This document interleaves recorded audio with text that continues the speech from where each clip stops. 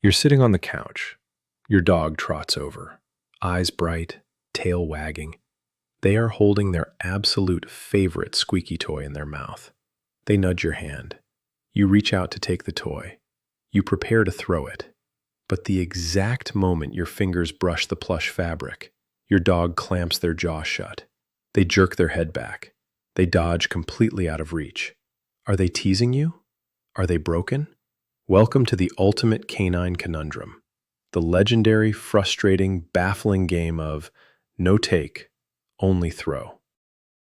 Most people assume this is just a glitch, a failure in the dog's basic logic. To the human mind, the transaction is incredibly simple. If you want me to throw the toy, you must give me the toy. When the dog refuses, we get frustrated. We sigh. We call them stubborn. We assume they are purposely being difficult. But behavioral neuroscience tells a completely different story. Your dog is not broken. They are not failing at fetch. They are succeeding brilliantly at an entirely different, hidden psychological game. To truly understand this behavior, we must strip away our human preconceptions. We have to stop viewing canine play through a human lens. Dogs do not view toys the same way we do. To a human, a tennis ball is just an inanimate object to be retrieved. It is a tool for physical exhaustion. But to a dog, it is a highly evolved social catalyst. It is a psychological bridge between two different species. When your dog brings you a toy but refuses to relinquish it, they are initiating a profoundly complex form of communication. In developmental psychology, there is a major cognitive milestone known as the triadic interaction. It occurs when two individuals are mutually engaged with a third entity, an object. Human infants do this naturally. A baby points at a bird, looks at their mother, and looks back at the bird. The baby isn't just looking. They are verifying that the mother is also looking. Astoundingly, dogs are one of the only non-human species on the planet capable of natural, spontaneous, triadic interaction with humans. When your dog brings a toy to you, they are establishing a triangle. Dog, human, toy. The toy is merely the anchor point for the relationship in that exact moment. Understanding this dynamic is the first step in unlocking the mystery. Because here is the ultimate paradigm shift in canine psychology. Dogs do not use games just to burn off energy. They do not use games just to fetch. Dogs use games to create a powerful, highly coveted psychological state known as shared attention. What exactly is shared attention? It is the simultaneous shared focus of two individuals on one object. In the canine-human dynamic, shared attention is a vital survival mechanism. When your dog brings you a toy, nudges you, and then pulls away when you reach for it, they are sending a clear message. Look at this amazing thing I have. I see that you are looking at it. You see that I am looking at it. You are now sharing a moment of intense, unbreakable connection. Think about it from the dog's perspective. If they simply drop the toy in your lap and let you throw it, what happens? The moment of shared attention is shattered. The toy goes flying across the room. The dog runs away from you to get it. The social connection is temporarily severed. By holding on to the toy and staying just out of your reach, the dog artificially prolongs the period of shared attention. They are keeping you engaged. They are keeping your eyes entirely on them. To a dog, this game of keep away is intellectually intoxicating. It requires constant, real-time monitoring of your body language. Are you going to lunge left? Are you going to reach right? If they step back, will you follow? This creates a rich cognitive puzzle for the dog. They are actively manipulating your behavior to maintain a state of social engagement.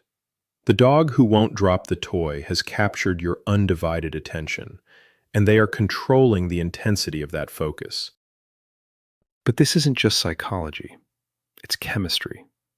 When shared attention is achieved, it triggers a massive biological cascade. A 2015 study published in the journal Science revealed that mutual gaze between dogs and humans triggers the release of oxytocin in both species, the love hormone, the exact same hormone that bonds a human mother to her newborn. When your dog refuses to drop the ball, they are literally chasing a chemical high. They are milking the moment for every drop of oxytocin they can get. Researchers publishing in Science Direct's Animal Cognition journal confirm this. Domestic dogs utilize human eye contact not as a threat, but as an affiliative tool. In the wild, prolonged staring between wolves means violence. But dogs have completely rewritten their neural pathways. They stare at you while holding the toy to ensure your brain is synced with theirs. It is a chemical transaction. If they drop the toy too soon, the oxytocin drip stops. So they hold on.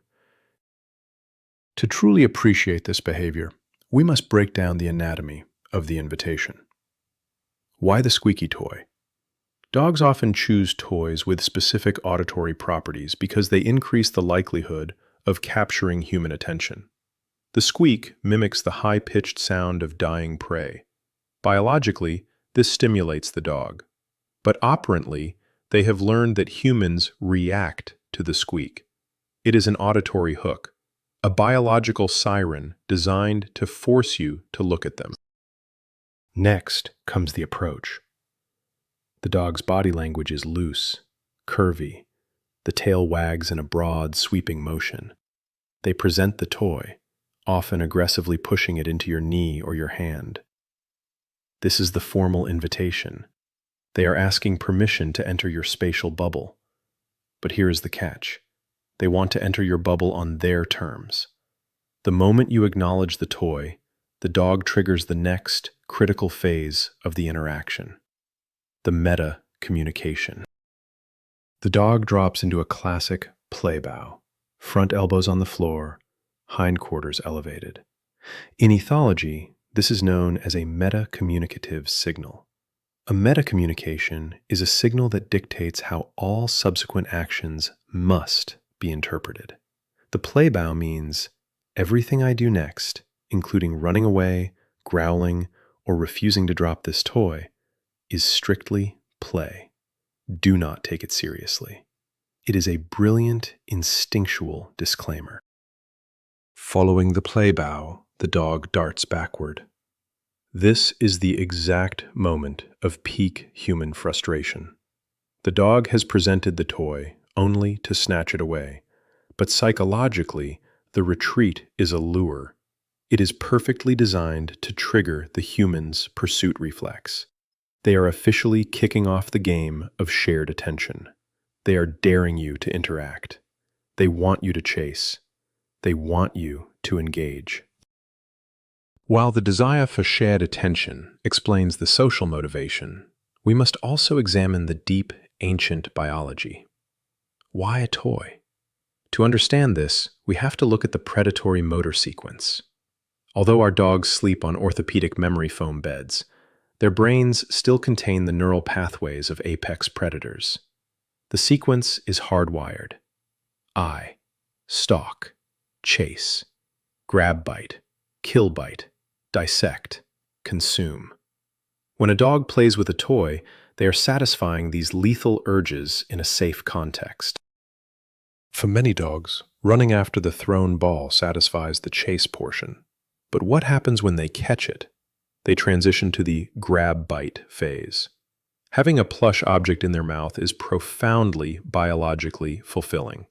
The physical pressure on their teeth and jaws triggers a massive release of dopamine, the neurotransmitter associated with reward, motivation, and intense pleasure. Holding the toy literally feels too good to let go. When your dog brings you the toy but refuses to let it go, they are experiencing a massive internal conflict. Desire 1, the social desire to engage with you, driven by oxytocin.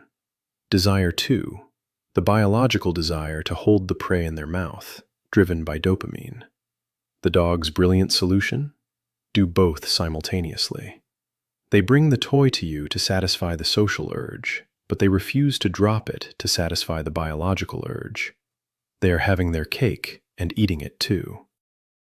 To fully grasp how wild this is, look at their ancestors. In the wild, play is primarily seen in juvenile wolves.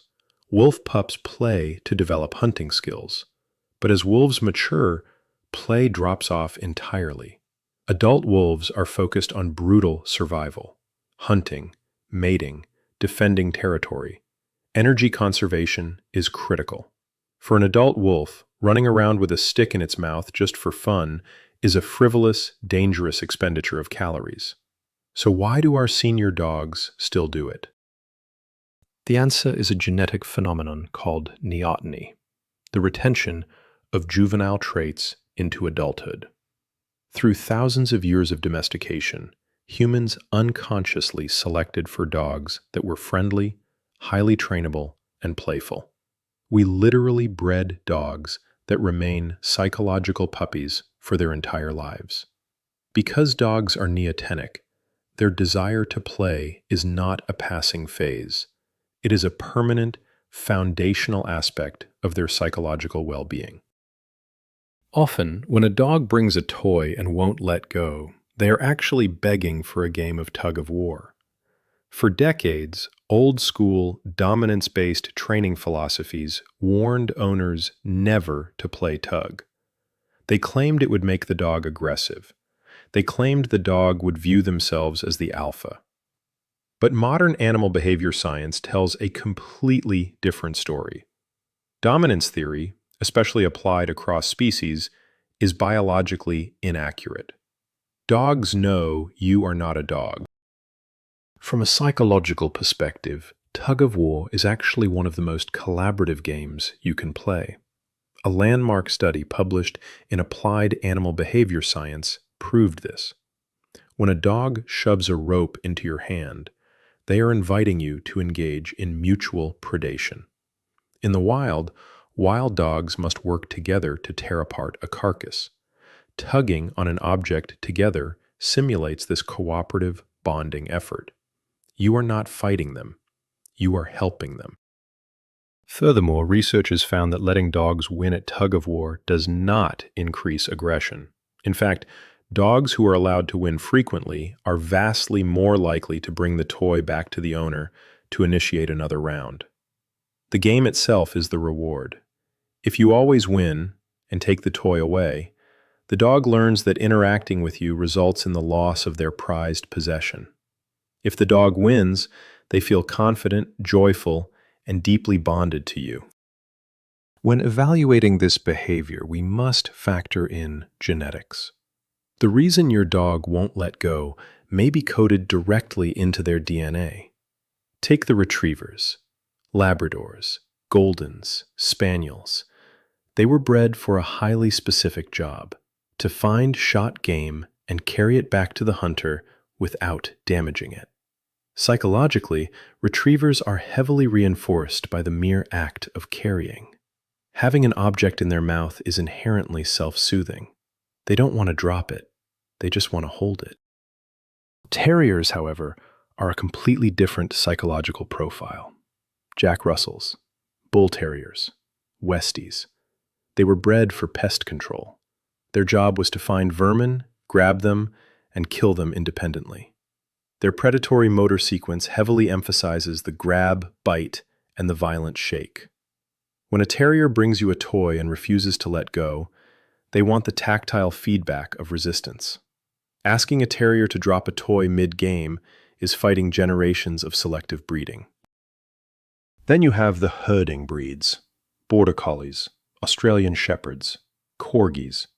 Their predatory motor sequence emphasizes eye, stalk, and chase, but the grab bite is highly inhibited.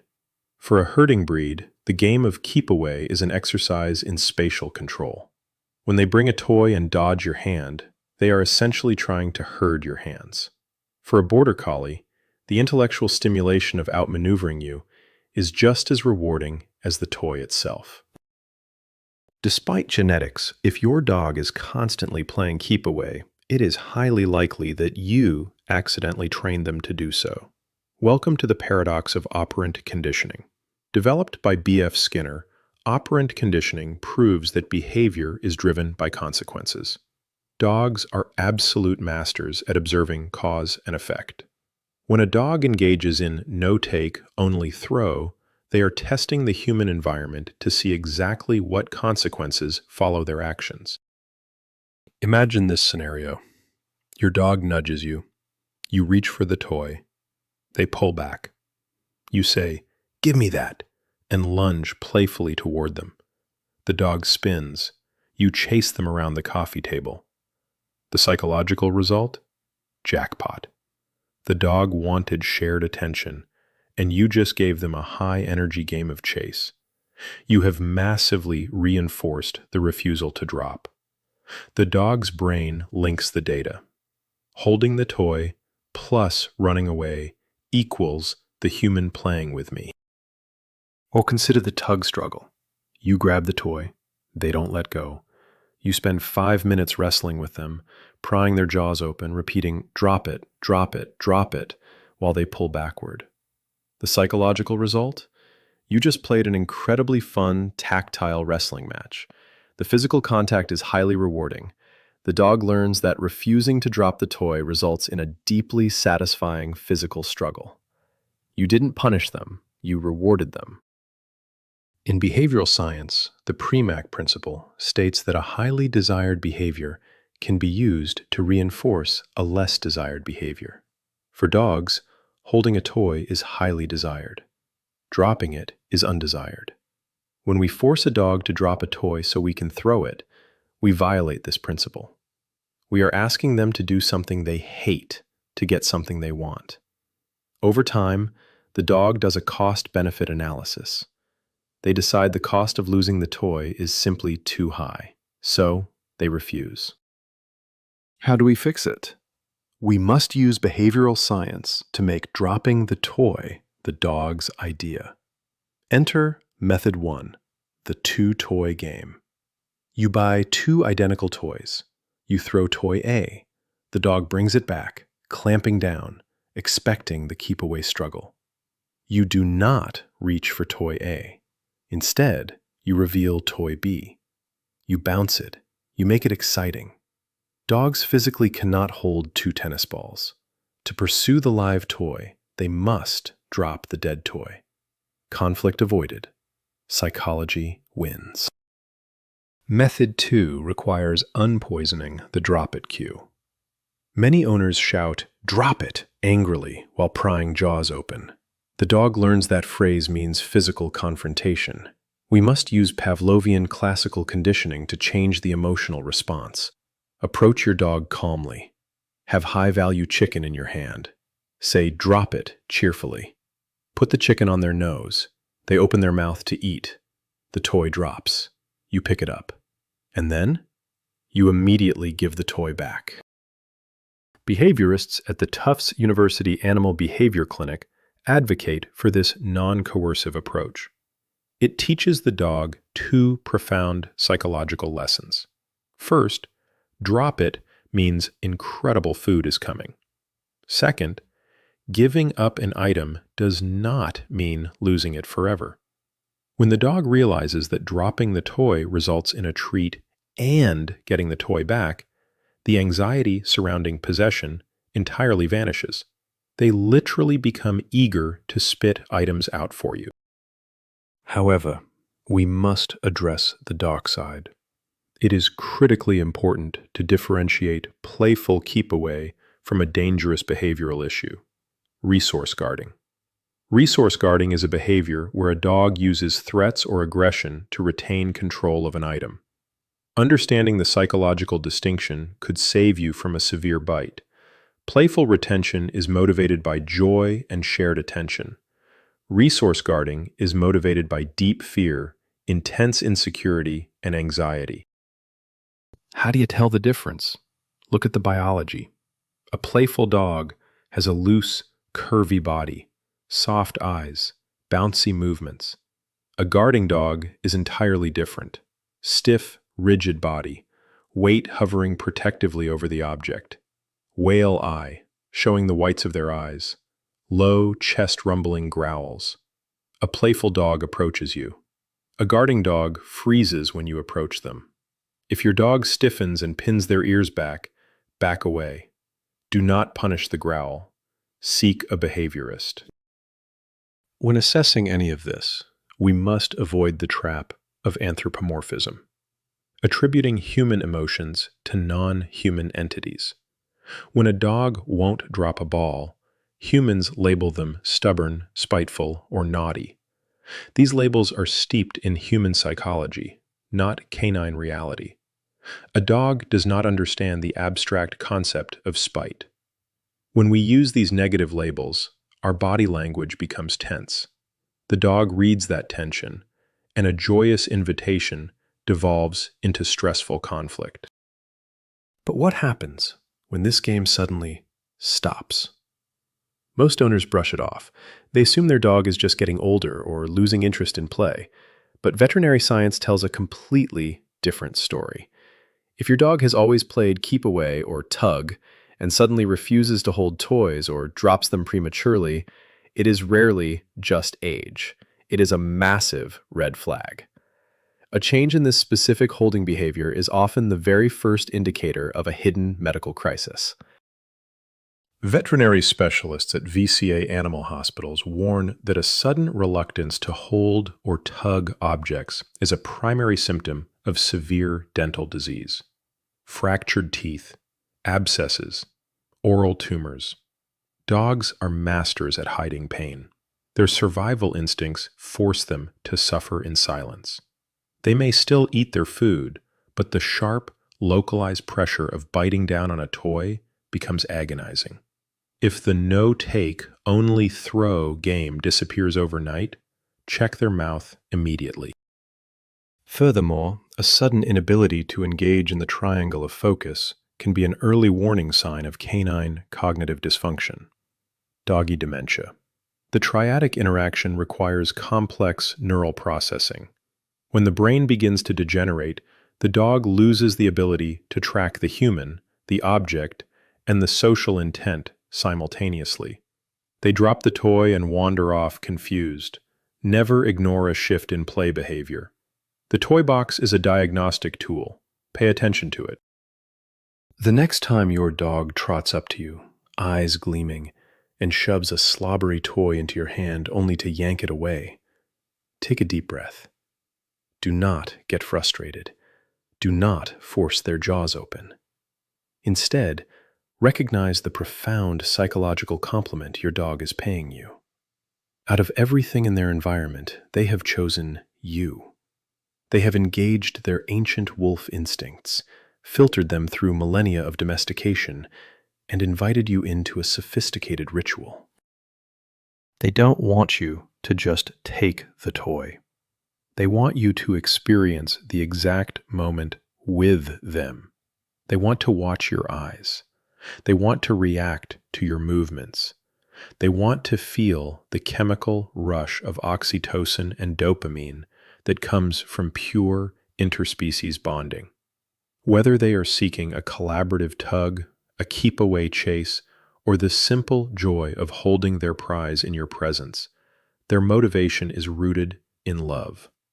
Decode the invitation. Respect the possession. From ancient predatory sequences to modern neurological bonding, a dog holding a toy is never just playing. They are executing millions of years of evolutionary programming just to share a single moment of focus with you. What is the weirdest toy your dog refuses to let go of? Tell me in the comments below, and make sure you subscribe because in the exact next video, we are breaking down why your dog spins in circles before they lie down. The science behind it is even stranger than you'd expect.